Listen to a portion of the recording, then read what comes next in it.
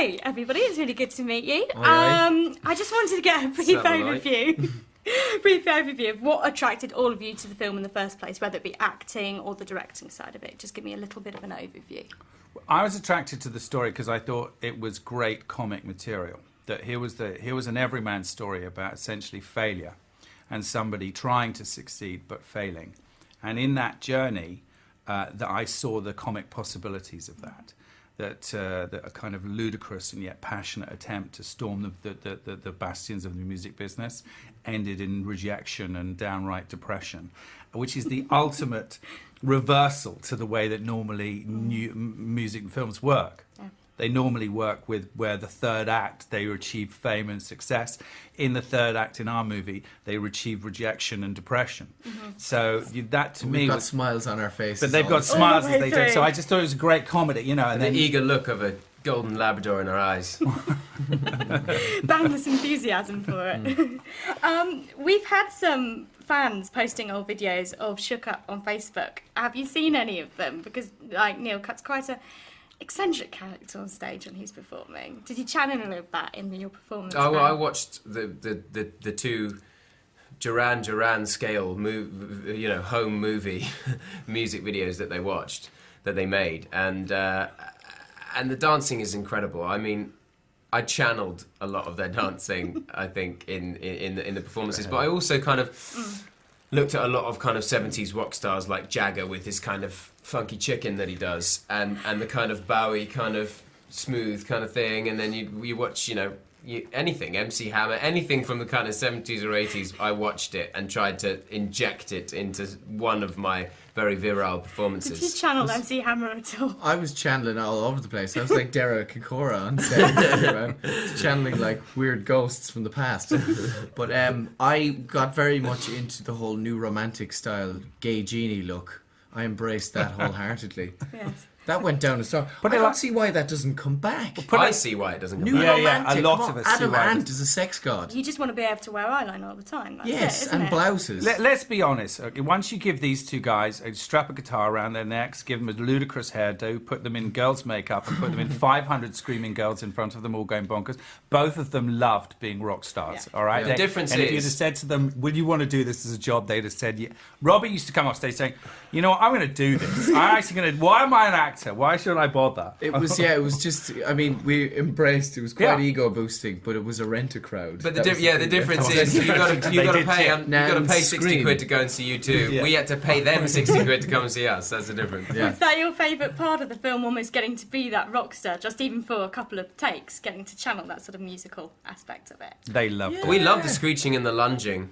But I really liked all the stuff we did in the warehouse, in the freezing, cold Belfast warehouse. The scenes with Pete Postlethwaite and the scenes just me and Robbie kind of wearing 6 cardigans and eating cold baked beans and bemoaning our very birth. That I really got into that stuff because that was the stuff when you read it in the script. And having seen the film, some of those are my favourite parts. Yeah, those are the bits when you're reading the script for the first time. You're immediately on your feet wherever you are in the world, doing it, strutting around, pretending to be that character. It's when you know you're onto a story that smells successful. It also took everything in my power not to stage dive when I was up the front. Just full on mosh pit in the middle. Yeah, rocking a guitar solo. You'd have had about 116 teenage girls go, "What's he doing?" and run away. They weren't born when stage diving They were ready was with arms outstretched. They were ready for me. But both of these guys did. So before we shot, because the music is done about 6 months before you actually start shooting. It's just like making 2 movies. So you make all the music decisions prior to the physical filming. So, we would, and we had to develop a musical journey for the movie that started with them as the band as pre-punk, then into ludicrous new romantic, and then ultimately ending at stadium rock. So these two, we went up to the recording studios in Northern Ireland and spent many years a day up there recording and laying down the tracks and working. So they knew the music very well, in other words, before they even walked onto the set. And Bobby had practiced the guitar quite a lot. So it wasn't a question of, oh my God, what am I going to do?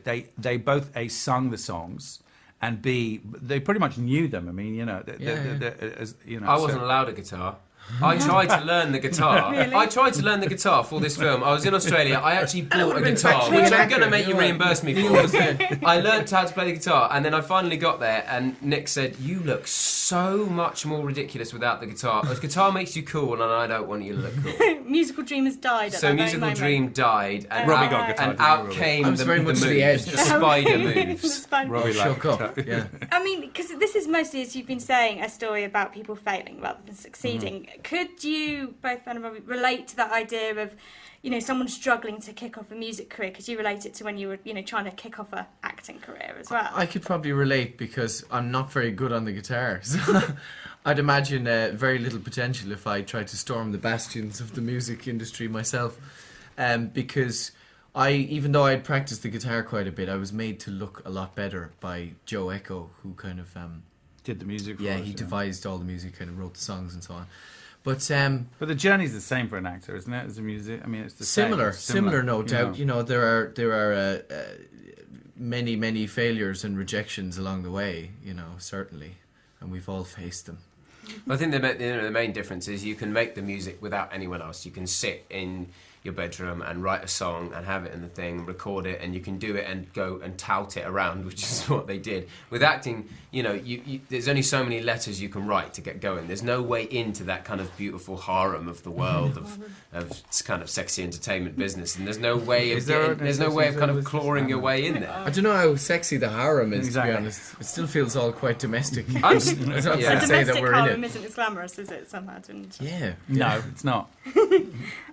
Now, we know Neil didn't make it as a rock star, so he became a music critic. What would you have all done if you hadn't made it as actors or directors? Where else would you have seen your career going? Well, they're just starting, so it's very different for them because they haven't even begun. They're still babies in their careers.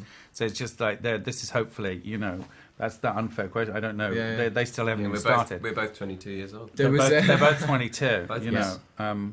There was a strange moment. I was in Thailand recently, and there was a moment where I thought I could just stay here and try and sell scuba diving trips to other tourists. Isn't that nice? Yeah, Yeah. and then just go out and get pissed on the beach every night with Yeah. all the instructors, and did that for a few days and thought, yeah, this could be my life for a while.